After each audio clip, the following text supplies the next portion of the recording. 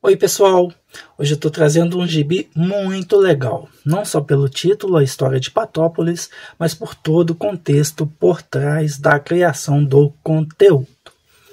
Eu tenho um seguidor aqui no canal que ele já me pediu algumas vezes para estar abordando sobre a produção de quadrinhos Disney no Brasil.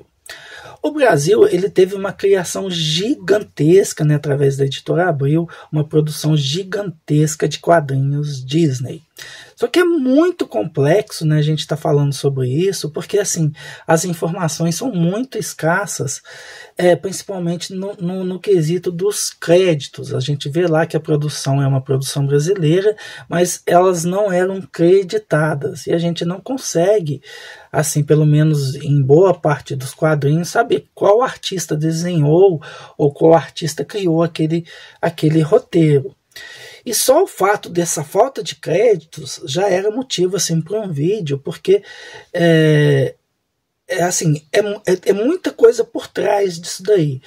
Provavelmente a Editora Abril não acreditava, porque exportava o conteúdo, aí assim teria que estar pagando direitos autorais para os seus desenhistas, então ela não acreditava, e isso diminuía consideravelmente a remuneração de quem realmente criou o conteúdo. Mas assim, isso é papo, assim, talvez em outro vídeo eu aborde isso. E sobre a produção nacional, que teve, assim, foi de todos os personagens principais, secundários, inclusive com a criação de personagens secundários, personagens principais, por exemplo, como a Margarida, teve uma repaginação completa no Brasil. Isso, assim, eu vou estar abordando, assim, à medida do que eu souber, quando eu for estar mostrando esses conteúdos específicos, que é o que acontece aqui. Esse gibi é uma produção, uma saga de produção nacional, e assim, eu vou falar um pouquinho sobre isso nesse vídeo de hoje, né, sobre essa produção nacional, e à medida que eu for trazendo outros gibis com conteúdo nacional e eu souber falar um pouquinho por trás da história, eu vou estar abordando. Aqui, né, a história ela foi dividida, ela saiu em 1982, ela foi idealizada em 1981 e ela saiu em 1982, dividida em 5 capítulos, em 5 gibis. No Mickey 359, 360 e 361, no Tio Patinhas 207, no Almanac Disney 136. Posteriormente, em 1987, no especial do Tio Patinhas número 4, eu ainda vou mostrar esse gibi aqui no futuro, esse especial condensou esses 5 capítulos e incluiu mais 2 pequenos capítulos no início. São 2 pequenos capítulos que antecedem esses 5 capítulos originais. E esse especial daqui, de hoje, ele traz esses 7 capítulos e mais algumas historinhas muito interessantes. Eu vou estar mostrando assim, vou estar lendo aqui mesmo um pouquinho desse conteúdo, porque tem informações muito interessantes. O Pato Donald já viveu em Hollywood e na genérica Homerville, conforme atesta uma tira diária de 1938, escrita por Bob Carp e desenhada por Al Taliaferro. Em casos mais extremos, o personagem e seus parentes moraram na Patagônia.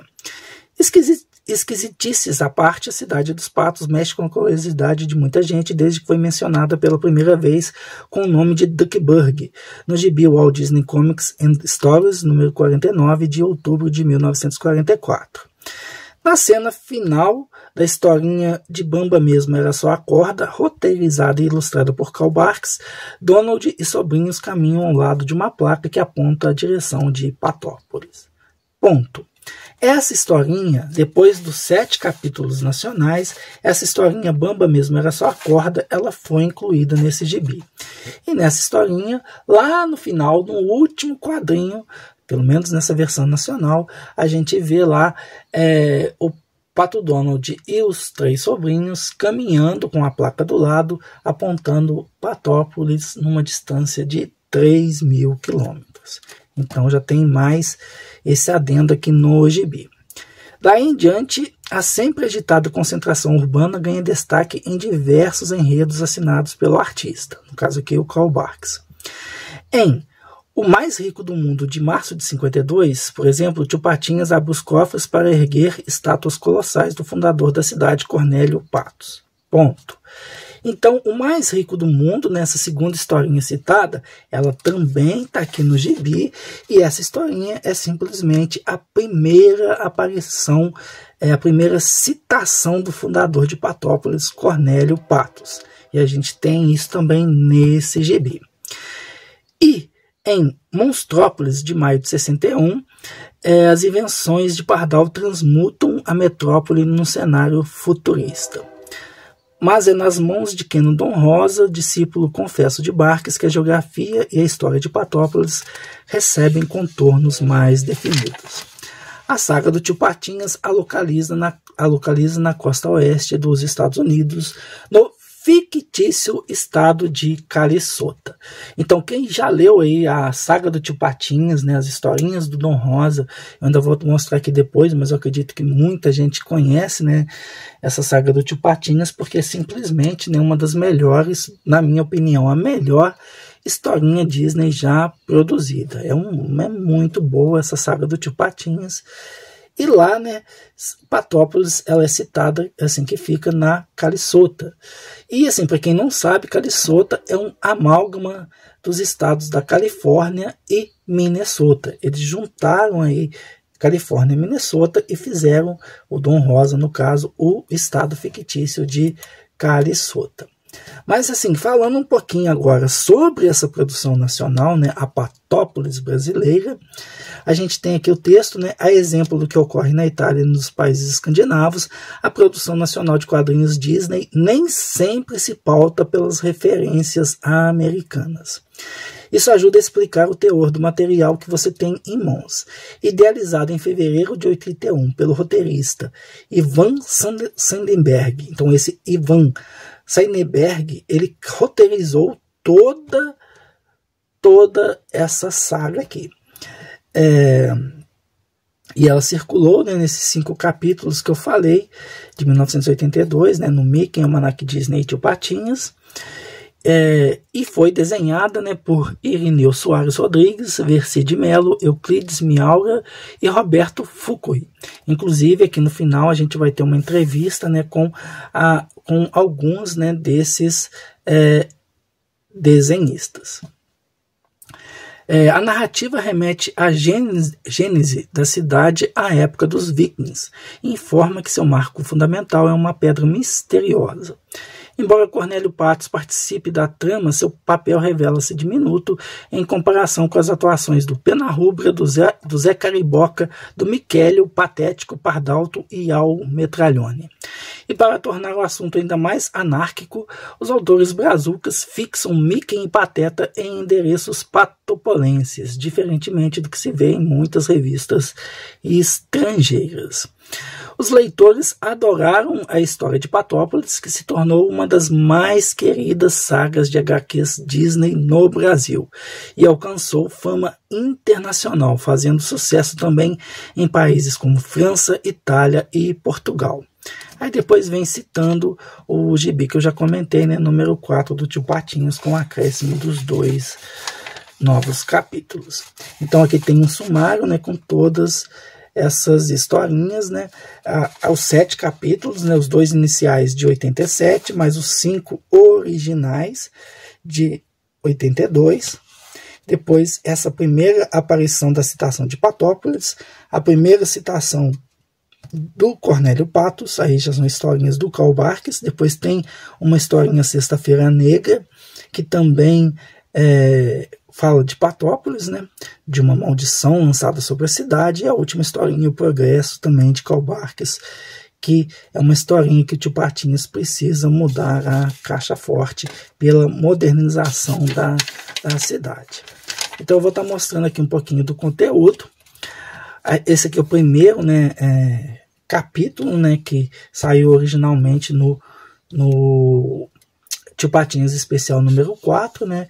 É um capítulo mais curto, né, que foi, o roteiro dele é do Gerson Teixeira, esses 2 primeiros capítulos, né, de 87, do Gerson Teixeira, e o desenho do Irineu Souza Soares.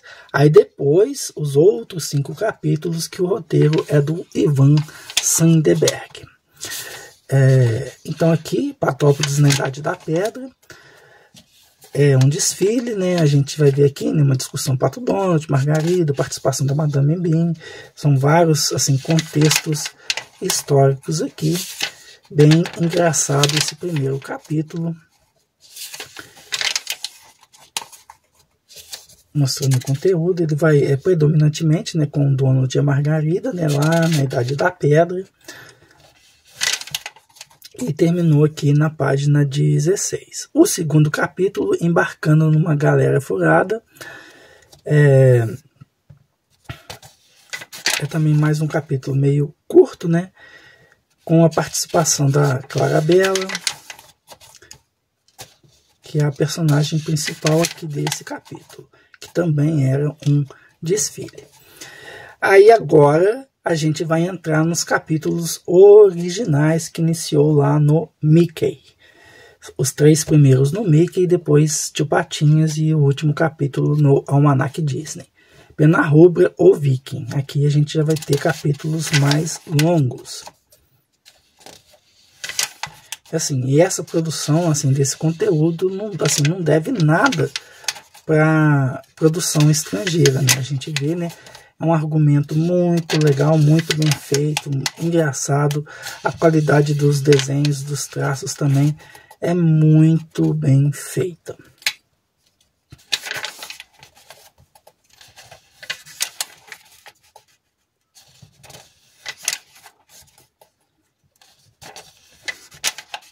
Então a gente teve esse primeiro capítulo, né, nos Vikings, o segundo capítulo, a invasão dos piratas. Aí a gente já está saindo aqui do tema Viking e indo, aqui foi predominantemente pelo Tio Patinhas, aqui invasão dos piratas. A gente já vai ter o Zé Carioca, que no caso é o Zé Cariboca.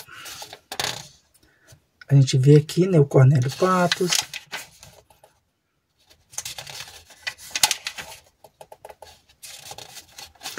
Tem o Mancha Negra. Assim, não é muito assim normal, né? A gente vê a historinha do Zé Carioca com a participação do Mancha Negra. Tem, assim, o professor Ludovico, tem os sobrinhos do Donald. É uma mistura de personagens não muito convencional nas historinhas em si. O terceiro capítulo, Correio a Cavalo. Também a gente está vendo um desfile aqui, né? E aqui já vai ser com o Mickey e o Pateta, que são os personagens principais desse terceiro capítulo.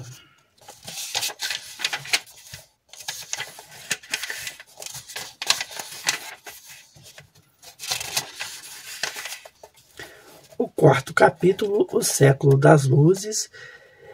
Esse daqui é o que saiu no Tio Patinhas.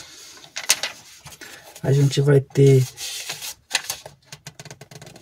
como se fosse o professor Pardal, né, nessa versão aqui, né? O Pardalto, o Gavião e o Tio Patinhas, né, logicamente mais jovem, né, o jovem milionário, ele sendo também um dos personagens principais desse quarto capítulo.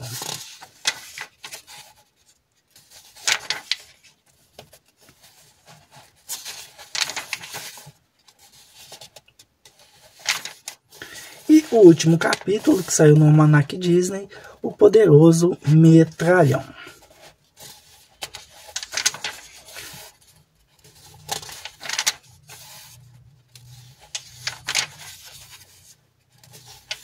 A gente vê também, né, a Caixa Forte, o Tio Patinhas, o professor Ludovico. A gente tem o Pato Donald e o Peninha bem jovens. E o Almo Metralhone. Muito interessante, né, essa versão. E terminou aqui, né, na página 113, né, com Viva Patópolis, a Prefeitura Municipal de Patópolis, com vários personagens, né, praticamente todos os personagens Disney. É uma saga muito legal, assim, e uma produção brasileira e espetacular que mereceu todo o sucesso que teve. E aqui então a gente vai ter mais, assim, a parte da entrevista, né, da Patópolis verde e amarela, e a gente vai ter aqui várias curiosidades também, né, perguntas sobre o enredo, assim, sobre fatos reais, e vai ter o Euclides respondendo, vai ter eu não vou lembrar aqui de cabeça, né, mas tem o Euclides, o Fukui também, ele tá respondendo aqui, né, o Roberto Fukui e o Euclides Miaura. Esses dois, eles estão assim, respondendo algumas perguntas, e tem também questões aqui também do Ivan Sandberg, do Irineu Soares. Então, é muito interessante esse conteúdo aqui. E assim, é longa, né, a entrevista com outras curiosidades. Aí aqui a Patópolis nos mapas, né, assim, várias versões, localizações da Patópolis. Para cada mapa, né, um lugar, quem é quem. É muita informação extra, muito interessante nesse gibi. E aqui a gente vai, né, ter as historinhas agora do Karl Barks. Começando com Bamba Mesmo Era Só a Corda. Uma historinha bem antiga, da década de 40. E a gente vai ter aqui, né, no último quadrinho, tá vendo? O Pato Donald, né, com os 3 sobrinhos andando numa linha férrea com uma placa Patópolis a 3.000 quilômetros de distância. Então essa aqui é a primeira citação de Patópolis na história dos gibis Disney. E essa segunda historinha, O Mais Rico do Mundo, é a primeira citação do fundador Cornélio Patos. E aqui a gente vai ter, né, um duelo, né, do Tio Patinhas com esse magnata na construção, né, doação de estátuas, né, do fundador Cornélio Patos. Uma historinha muito legal também, que já foi republicada várias vezes. Agora, Pato Donald em Sexta-feira Negra. É uma audição, né, que uns índios, né, alguns índios vão jogar contra Patópolis. Índios carecas, se não me engano. E a última história, Tio Patinhas, o Progresso, também uma historinha muito conhecida. A cidade vai crescendo e eles obrigaram o Tio Patinhas a estar mudando a caixa forte de local. E é o enredo dessa historinha. E ele acaba fazendo uma caixa forte móvel. Então é isso, é um gibi muito interessante, com muitas informações legais, e principalmente pelo fato, né, do conteúdo principal aqui ser uma produção brasileira.